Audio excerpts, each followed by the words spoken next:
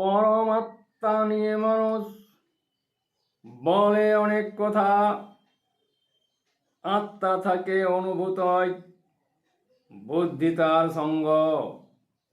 জ্ঞান বুদ্ধি অনুভূতি স্পর্শ জীবের খুশি, স্বচ্ছ বিচরণ অনুভূত ঈশ্বর, জড়ে স্থান নাই।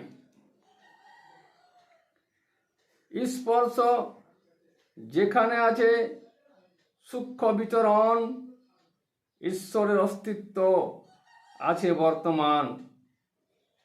জীব বাদে ঈশ্বরের নাই কোনো স্থান, তাই যোগে ব্রহ্মের আত্মা স্থান, সূক্ষ্মরূপে বিরাজিত জীবে স্থান।